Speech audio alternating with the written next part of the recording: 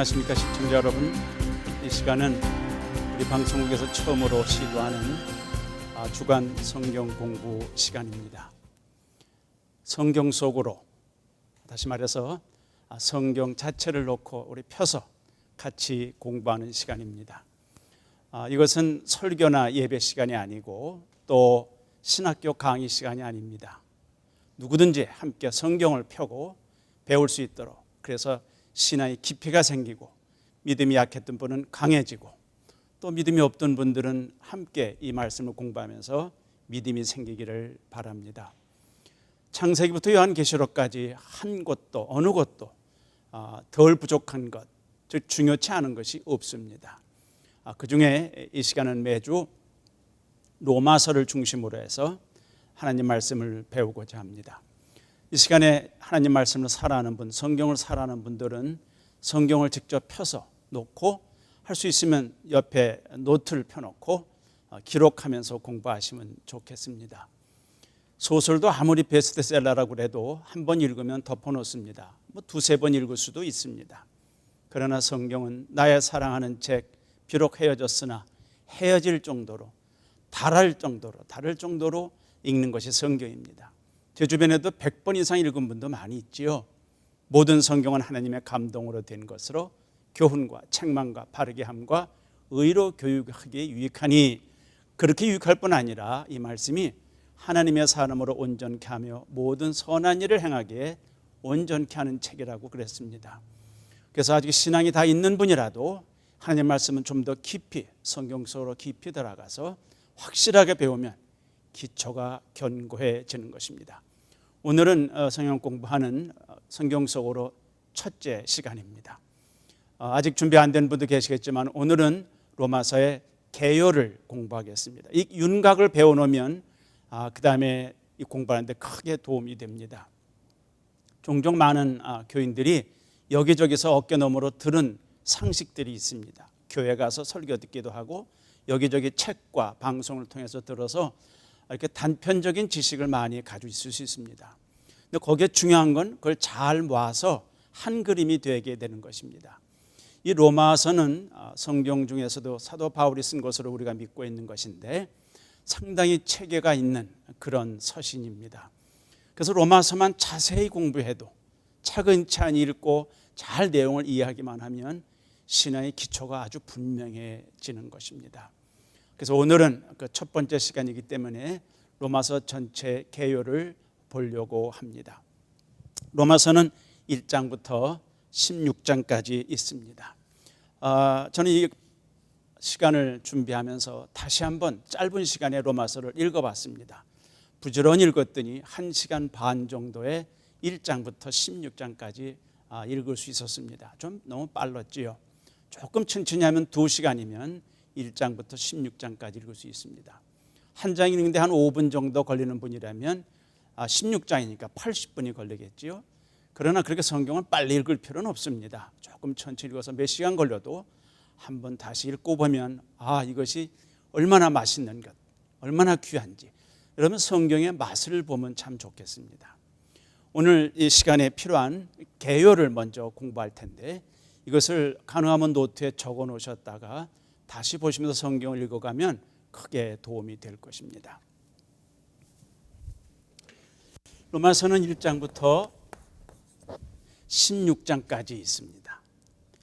그리고 이제 본론, 서론, 결론, 그렇게 말하기는 어렵지만 비슷하게 나눌 수가 있습니다. 그중 하나가 1장 1절부터 17절까지입니다.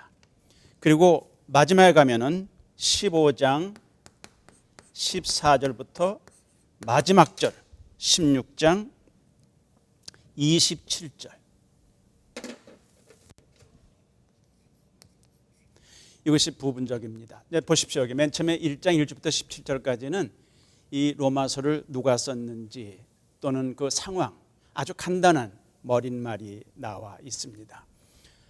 무슨 논문이 아니기 때문에, 특별한 저술한 책이 아니기 때문에 그렇게 서론, 본론, 결론 그렇게 나오지 않았지만 1장 1절부터 17절을 읽은 다음에 그 다음에 중간에 본론이 나옵니다. 본론은 5가지로 나눌 수가 있습니다. 오늘 이 성경을 통해서 5가지의 중요한 주제를 이해하시면 앞으로 성경을 공부할 때 아주 이해가 도움이 많이 되는 것입니다. 그리고 마지막 15장 이하 여기서는 결론은 아니고 편지를 쓰면서 마지막에 사도 바울이 자기의 계획을 말하고 또 그동안 자기 사역에서 애쓰고 수고했던 사람들에게 인사를 전하는 아름다운 인사들이 많이 나오는 것입니다. 여기 다섯 개가 바로 본론입니다. 자, 이 다음 주부터 이제 1장 1절부터 공부하겠지만 오늘 중요한 부분은 1장 18절부터 3장 20절까지. 이것을 나누는 것은 철칙은 아닙니다. 여러 학자들이 여러 방법으로 나눴는데 대강 제가 지금 기억하는 것들이 많은 사람들이 공감하고 동의하는 부분들입니다. 그 다음에 3장 21절부터 5장 21절까지. 제가 이 공부를 하면서 몇 차례 이것을 말씀드리려고 합니다. 그래서 왜냐하면 이 내용들을 좀 숙지해 두시면 다음에 성경을 이해하고 자기 신앙을 이해하는 데 아주 도움이 됩니다. 근데 세 번째는 6장 1절부터 8장 마지막 절 39절까지. 그 다음에 9장 1절부터 11장 36절. 그 다음에 12장 1절부터 15장 13절까지. 여러분 이것을 좀 기억해 두시는 게 좋겠어요. 자세한 내용은 아니지만 여기 주제에 이런 5곳을 나눴는데 여기에다가 간단한 제목을 붙일 수가 있습니다. 그러면 로마서 이해하는 데 아주 도움이 된다는 거죠. 1장 1절 18절부터 3장 20절까지 반복해 읽어보면 계속 나오는 것이 뭐냐 하면 강조하는 것이 죄 문제입니다. 죄. 인간의 모든 문제가 여기서 왔다는 것입니다. 여러분 기억하시죠? 죄란 말을 이렇게 씁니다. 어느 분이 말하기를 죄는 사방으로 삐뚤어진 것이다. 이거 한자로 그렇게 쓸 수 있죠.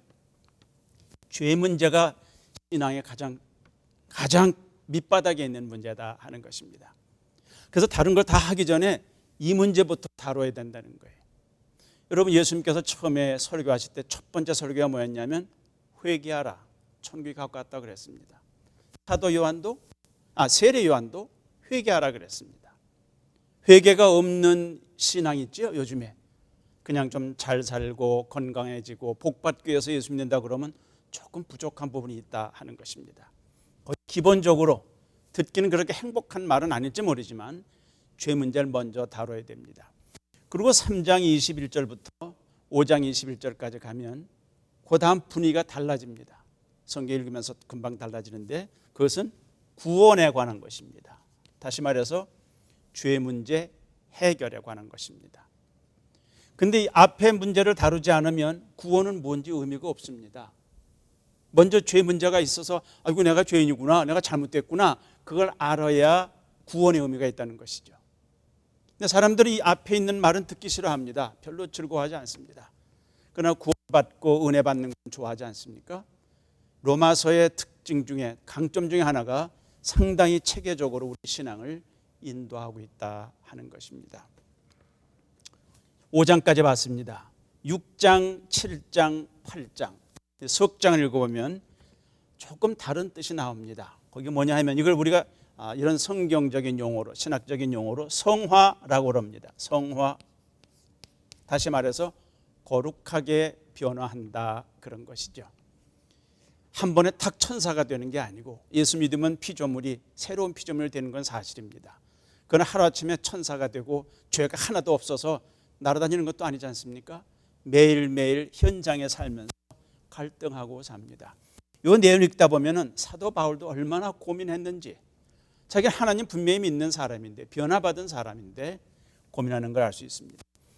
이 로마서를 쓸 때쯤 됐을 때는 언제냐 하면 사도 바울께서 썼는데 그가 세 번째 선교 여행을 떠나서 고린도 지역에 왔을 때 쓴 것으로 알 수 있습니다.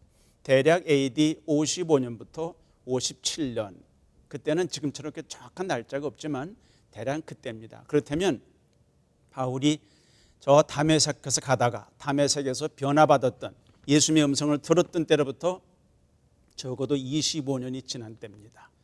그가 그동안 많은 사역을 했고 많은 경험을 했습니다. 그래서 그럼에도 불구하고 그는 6장, 7장, 8장을 보면은 계속해서 갈등도 많이 합니다. 그런데 9장이면 분위기가 또 달라집니다. 9장, 10장, 11장, 이 석 장은 반복해 읽으면 이스라엘 이야기가 제일 많이 나옵니다. 우리하고는 좀 관계가 없는 것 같은 느낌이 좀 들 때가 있습니다. 그런데 거기서 우리가 중요한 것을 하나 발견합니다. 그래서 뭐냐 하면 이스라엘 통해서 나타나시는 하나님의 주권입니다. 주권 또는 섭리라고 하죠. 주권, sovereignty, 즉 다스리는 그런 걸 말씀한다 하는 것입니다. 대부분 여기까지가 11장까지가 신앙의 또 우리 신앙의 기초가 다 다져지는 것입니다. 근데 12장에 오면은 좀 분위기가 달라집니다. 그러므로 사랑하는 형제들아, 그러므로 12장에 나옵니다. 그 말이 뭐냐면 앞에 부분이 이렇게 많이 배웠고 깨달았으니까 그러므로 이제부터는 어떻게 살아야 되는가, 이게 바로 삶입니다. 이렇게 5가지인데 이거를 쉬운 영어로 이렇게 표현하기도 합니다.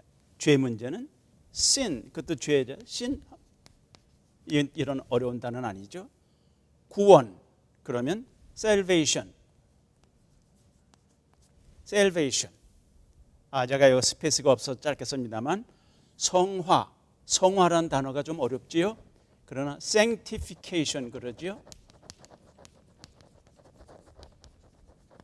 즉 거룩하게 변화간다. 삶을 살면서 점점점 예수님 닮아간다. 그런 것입니다. 그리고 9장, 10장, 11장은 하나님의 주권, 그걸 sovereignty라고 합니다. sovereignty. 그래서 전부 다 S자로 지금 시작하고 있는 것입니다. 그리고 마지막 12장부터 15장, 13절까지는 service예요. service. 다시 말하겠습니다. 여러분 성경을 지금 혹시 가지고 계십니까? 성경의 로마서를 펴놓고 잠깐 보면은 지금 공부한 것을 이해할 수가 있습니다. 신앙의 지금의 5가지를 여러분에게 자꾸 기억하십시오라고 제가 말했습니다. 이 5가지가 아까 보신 것처럼 저 밑에 12장 이하에 봉사가 나옵니다. 삶이 나옵니다. 서비스가 나옵니다. 근데 그거 있기 전에 그 앞에 4가지나 더 있었습니다. 다시 복습하겠습니다. 맨 처음에 신앙의 좋은 시작은 죄 문제가 해결돼야 되는 거예요. 자기가 하나님이 필요하다는 걸 알아야 돼요. 그게 해결되고 회개한 다음에 구원이 주어집니다. 너무너무 신나는 겁니다. 예수님 믿음으로 죄로부터 구원받았기 때문에, 죄 용서받았기 때문에 그 구원이 감격한 겁니다. 그러나 죄에 대해서 갈등해보지 않은 사람, 자기가 죄인이라는 걸 인정하지 않거나 쉽게 생각하는 사람, 구원의 감격이 없습니다. 왜 많은 사람이 예배당에 그렇게 많이 밀려다니는데도 삶을 잘 변화하지 않을까요? 많은 이유가 있겠지만 기본적으로 죄 문제가 해결 안 된 겁니다. 하나님과 나 사이에 갈라졌던 죄 문제가 해결될 때 구원의 감격이 일어나요. 그걸 경험한 사람이 얼마든지 많지요. 그게 소위 신앙 간증입니다. 뭐 죽었다 살아나거나 병이 고쳐졌거나 꼭 그것만 아닙니다. 꼭 병이 나야만 구원이 아닙니다. 어떤 사람은 예수 믿고 신앙이 훌륭한데도 아플 수 있습니다. 지금도 병석에 누워 있을 수 있습니다. 어려움 당할 수도 있습니다. 그건 문제가 아닙니다. 그러나 기본적으로 죄 문제가 예수 그리스도를 통해서 해결될 때 그 구원이 신나는 것입니다. 하나님이 세상을 이처럼 사랑하사 독생자를 주셨으니, 예수님을 주셨으니 이는 저를 믿는 자마다 멸망하지 않고 영생을 얻는다. 그 말 다시 말하면 멸망하지 않고 구원 얻는다는 것과 다르지 않다 하는 것입니다. 이렇게 구원이 해결된 다음에 하나님의 자녀가 됐습니다. 영접하는 자, 곧 그 이름을 믿는 자들에게는 하나님의 자녀가 되는 권세를 주셨어요. 하나님의 자녀가 됐어요. 그러면 아까 조금 전에 말씀한 것처럼 천사처럼 사는가요? 그렇지 않습니다. 이제부터 현실의 삶에는 갈등이 많습니다. 그래서 에베소서에서는 뭐라고 그랬죠? 우리의 씨름은 혈과 육에 대한 게 아니라 영적인 싸움이다. 영적 싸움이 있다 이런 말입니다. 매일매일 유혹과 싸워야 되고 마귀에 싸워야 되고 주변에 죄가 얼마나 많은지 모릅니다. 갈등하고 살아갑니다. 그렇게 하면서 예수님 의지하고 성령님의 힘으로 살아갈 때 그것을 성화라고 합니다. 거룩해진다 이 말입니다. 매일매일 조금씩 주님을 더 닮아간다 하는 것입니다. 이 성화를 예수님을 닮아가기 위해서는 다시 말합니다. 그 앞부분이 중요하다고 그랬어요. 성화 거룩하게 예수님 닮아가기 위해서는 반드시 그 앞부분에 구원의 확신이 있어야 돼요. 구원받은 경험이 분명해야 돼요. 뭐가 구원받은 경험이냐? 죄 용서받았다는 게 확실해야 되거든요. 그래서 이 단계가 참 중요하다는 걸 알 수가 있습니다. 성화까지 가면 그건 평생 갑니다. 하루 이틀에 되는 게 아니고 예수님 믿고 의롭게 되고 구원받는 건 어떤 면에서는 순간적입니다. 예수님 믿자마자 영접하는 자 곧 그를 믿는 자들에게는 앞으로 6개월 후에 1년 후에 하나님의 자녀가 된다. 그렇지 않고요. 그 즉시 하나님의 자녀를 하나님이 받아주십니다. 그렇지만 예수님을 닮아가는 삶은 평생 가는 길입니다. 그게 성화입니다. 거기서 끝나질 않고 그렇게 거룩함을 배워가면서 거룩한 삶을 살아가면서 드러나는 게 그 다음에 봉사요 삶입니다. 이런 경험이 전혀 없이 막 봉사하는 분이 있어요. 나쁠 건 없습니다. 교회 와서 막 봉사하는 거. 그런데 그럼에도 불구하고 진짜 봉사가 봉사다워지려면 앞부분에 있는 몇 가지 조건이 꼭 있어야 된다 하는 것입니다. 여러분에게 제가 이것을 여러 번 반복하는 이유는 앞으로도 로마서를 공부하면서 또 여러 번 말할지도 모르겠습니다. 그리고 자기가 신앙의 어느 부분까지 와 있나 하는 것입니다. 제가 한 40여 년 동안 이제 전도자로 목회자로 지나면서 어떤 분들은 예수님 믿는 게 뭔지도 구체적으로 모르면서 교회 와서 봉사합니다. 막 애를 쓰고 수고합니다. 근데 누가 알아봐 주지 않거나 그러면 금방 실망합니다. 이 교회는 사랑이 없네, 뭐 차가 없네. 그 교회를 떠나는 걸 적지 않게 보았습니다. 그러나 반면에 앞에 죄 문제가 심각해서 제가 어떤 때는 가슴을 치고 울 수도 있고 마음에 정말 아픔을 경험할 수도 있고 정도 차이는 있지만 모든 사람이 겪어야 되는 과정이 하나가 있습니다. 내가 물에 빠졌다는 걸 알지 못하면 구조가 의미가 없습니다. 내가 물에서 허우적거린다는 걸 알아야 아이고 살려주세요 하고 소리 질러야 누가 그 인명구조원이 왔을 때 손을 내밀지요. 나는 괜찮다. 내가 무슨 죄를 졌는가. 만약 그런다면 인명구조원은 기다리지도 않을 것입니다. 이 5가지를 제가 반복해 말할 것입니다. 그리고 로마서는 이 5가지를 아주 자세하게 말합니다. 그래서 로마서를 공부하는 동안 앞부분에는 좀 마음이 많이 눌립니다. 그렇게 좋은 빛나는 아름다운 격려해 주는 말은 많지 않고 막 비판하는 것 같은 손가락질하는 것 같은 너 잘못된 걸 알아라 이렇게 말하는 내용들이 참 많이 나오는 걸 알 수 있습니다. 그렇지만 그게 끝이 아닙니다. 스토리의 끝이 그게 아닙니다. 그렇게 말한 이유는 앞으로 영광스러운 구원이 있기 때문에 너무나 좋은 영생이 있기 때문에 이게 복음이 얼마나 위대한지를 알려주기 위해서 앞부분에 굉장히 심하게 우리에게 도전해 옵니다. 피하면 안 됩니다. 오늘 이 방송을 처음 보시는 분이 계시다면 시간을 내세요. 성경을 펴세요. 그리고 직접 읽으세요. 막 속도 읽지 않아도 됩니다. 천천히 이사야 선지자가 말한 것처럼 여호와의 말씀은 하나도 빠진 것이 없습니다. 너는 여호와의 말씀을 천천히 가만히 조심스럽게 이사야 34장이 있습니다. 읽으라 그랬습니다. 조심스럽게 읽는 거예요. 한 말씀도 빠질 수가 없기 때문에 그렇다는 것입니다. 그래서 정말 바라기는 이 성경을 공부하면서 어떤 분이 죄 문제가 해결 안 돼서 자꾸 마음에 걸릴 때가 있죠. 예배당 와서 설교 들을 때는 괜찮은데 또 집에 돌아가다 보면 가정생활하다 보면 직장생활하다 보면 또 마음에 캥기는 게 생겨요. 내가 진짜 구원 받았나? 내가 진짜 그리스도인인가? 혹시 여러분 중에는 집사, 장로님이 계실지도 모르겠어요. 직분은 있는데 내가 정말 이 죄 문제 해결됐나? 마음에 거림직한 분이 있을 것입니다. 이 말씀을 같이 공부하십시오. 혹시 시간이 맞지 않으면 성경을 직접 읽으세요. 로마서를 한 10번, 20번, 30번 읽어보세요. 그 외에도 많이 읽은 사람이 있습니다. 제가 어떤 청년에게 전도했는데 그분은 조그만 때부터 예배당을 다니는 분입니다. 부모님이 일찍 돌아가셔서 좀 삐딱하게 나갔던 분입니다. 그러나 중고등학교 교회에서 회장도 지냈다고 그럽니다. 근데 담배도 많이 피고 좀 이렇게 거칠게 살았습니다. 근데 그분에게 기회가 와서 복음을 전하고 그분이 듣게 됐습니다. 어느 날 예수님을 받아들였어요. 감동이 왔다고 그럽니다. 그 다음부터 어떻게 할까요? 이제 난 하나님 백성 됐으니까 그냥 끝나는 게 아니다 이 말이죠. 제가 그랬습니다. 요한복음을 한번 읽어보세요. 그게 21장까지 있으니까 하루에 석 장만 읽으면 일주일, 3, 7, 20일, 일주일이면 요한복음을 다 읽을 수 있습니다.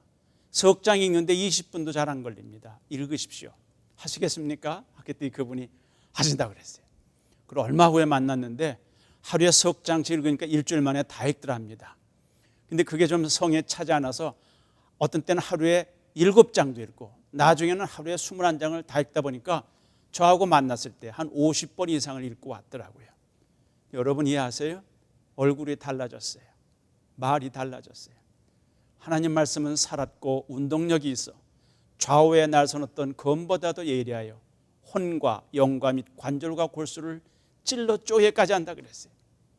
그러니까 다른 거 많이 듣는 것보다 직접 성경을 펴서 읽고 묵상하고 받아들이면 변화가 오는 것입니다.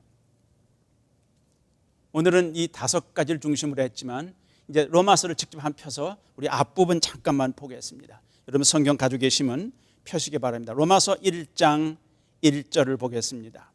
예수 그리스도의 종 바울은 사도로 부르심을 받아 하나님의 복음을 위하여 택정함을 입었으니.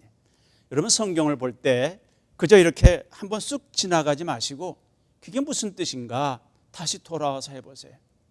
여기도 얼마나 많은 것이 있는지 모르겠습니다. 예를 들어서 바울이 누굽니까? 그럴 때 나는 예수 그리스도의 종입니다. 그렇게 말했어요.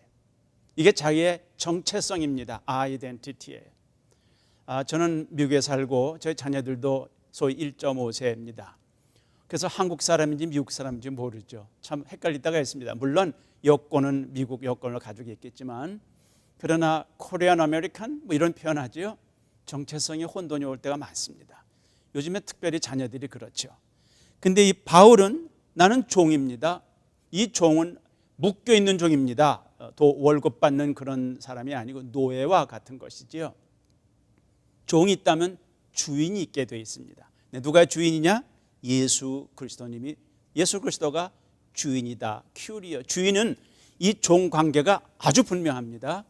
그리고 종은 자기 말이 없습니다. 자기 소유가 없습니다. 심지어 여기서 말하는 종은 bond slave, 묶여있는 노예 같은 것에서 생명도 자기 것이 아닙니다. 그게 자기의 정체성이에요. 여러분 이것은 비참한 게 아닙니다. 애굽에서 이스라엘 백성이 종 노릇할 때는 비참했습니다. 그는 죄의 종이요 악의 종이 될 수밖에 없지만 이젠 예수 그리스도의 종은 이건 너무너무 신나는 겁니다. 나는 그런 사람이요 말할 수 있다 하는 것이죠. 이게 자기의 정체성인데 또 하나는 사도로 부르심을 받았다 그랬습니다. 그게 뭘까요? 소명입니다. 사명입니다. 앞에 종이라고 하는 건 아이덴티티, 자기의 정체성, 내가 누굴까 하는 것이고요. 두 번째적인 사도라는 말은 내가 무엇을 하고 살 것인가 그것을 설명해 주고 있습니다. 이 소명 또는 사명, 미션이라는 것은 부르심입니다. 사도라는 말 자체가 누구에게 부르심 받은 사람입니다. 그래서 그걸 영어로는 the sent, S-E-N-T, the sent라고 부르심 받은 사람, 특별한 목적을 전달하기 위해서. 여러분 이거 대단히 중요하지 않겠습니까? 여러분의 정체성은 뭡니까? 당신이 누구십니까? 그러면 뭐라고 하는 걸 자랑스럽게 생각하세요? 어디 가서 사람이 많아도 그렇고 뭐 사람이 적든 말든 나는 이런 사람입니다라고 이렇게 말할 수 있는 거, 바울은 대단한 사람인 걸 알 수 있습니다. 당시에 종이 되는 데에는 여러 가지가 있습니다. 빚을 많이 졌거나 또는 전쟁에 져가지고 포로가 되거나 또는 출생 신분 자체가 이 노예일 수도 있습니다. 여러 가지 이유로 되지만 바울의 경우는 전혀 그렇지도 않습니다. 이스라엘에 들어온 다른 사람의 나그네들도 종이 되기도 했습니다. 바울은 복음을 위하여 스스로 하나님의 부르심에 달려나갔던 종입니다. 그리고 그것을 자랑스럽게 여겼던 것입니다. 그뿐 아니라 그는 사도로 받았기 때문에, 부르심 받았기 때문에 그에겐 완전히 주어진 사명이 있었습니다. 뭐라고 살지를 아는 것입니다. 여러분, 많은 사람이 세상을 떠날 때 많이 후회하지요. 내가 배우자에게 더 잘해줄 걸, 자녀들에게 더 잘할 걸, 부모님께 더 했으면 좋았을 걸 등등 후회합니다. 정말 그러나 일생에 내가 하나님이 주신 일을 평생토록 충성스럽게 하다가 세상을 떠난다면 후회하지 않을 것입니다. 바울도 마지막 세상을 떠날 때 후회한다는 말 안 했습니다. 내가 달려갈 길을 다 달려갔다. 믿음을 지켰다. 이젠 기대가 있다. 하나님의 날 만나시면 면류관을 주실 것이다. 너무 신나는 거 아닙니까? 너무 감사한 거 아닙니까? 오늘 로마서 1장 1절에서만 봐도 그랬습니다. 예수 그리스도의 종 바울은, 로마서를 쓴 사람은 바울입니다. 다른 사람이 썼지 않았겠는가? 로마서 16장은 좀 다른 것 같다. 그런 분위기도 있을지 모르지만 바울이 썼는데, 거기 잘 보십시오. 부르심을 받아 하나님의 복음을 위하여 택정함을 입었으니. 이 사람에게 이 바울의 사명은 아주 분명합니다. 즉 복음을 증거하는 것입니다. 여러분, 목사만 복음을 증거할까요? 실제로 세계적으로 복음이 전도되는 건 목사는 대부분 예배당 안에서 하는 것입니다. 그러나 실제로 복음이 전해지고 전도되는 것은 보통 일반 분들이 가정으로, 직장으로, 시장터로 나가서 그렇게 살기 때문에 그게 전도가 되는 거예요. 여러분, 제가 평신도로 여러 해 동안 전도했었습니다. 일반 젊을 때는 평신도 일반 교인으로 집사로서 전도할 때는 사람들을 만나기가 참 쉬웠습니다. 비교적. 그런데 목사 안수를 받고 목사가 된다면 사람들은 저 사람은 목사니까 그렇게 어떤 편견을 갖더라고요. 만나는 게 제한이 됐고, 그 후에 목사 된다면 대부분 교인들하고만 만났습니다. 전도의 한계를 느낄 때가 참 많습니다. 일부 어떤 분은 선교제에 갔는데 공부를 많이 하고 신학을 다 하신 분인데 목사 안수를 받지 않더라고요. 왜냐하면 목사라고 그러면 벌써 색안경을 쓰고 볼까 봐 그런다고 봤습니다. 진짜 복음을 우리가 살 때 복음이 누구를 통해서 많이 전해지는가? 여기 사도 이상으로 하나님의 복음을 사랑하는 성도들 위해서 하는 것입니다. 이 내용을 이렇게 차근차근 읽어가겠습니다. 다음 시간에는 1절, 2절 다시 공부하면서 우리의 정체성과 우리의 사명을 확인하려고 합니다. 잠시 기도하겠습니다. 하나님 아버지, 우리가 누구인가, 무엇하고 살아야 되는가, 하나님 말씀을 배우면서 새롭게 깨닫게 하시고 이 성경을 공부하는 동안 큰 은혜가 되게 해 주옵소서. 예수님의 이름으로 기도하옵나이다. 아멘.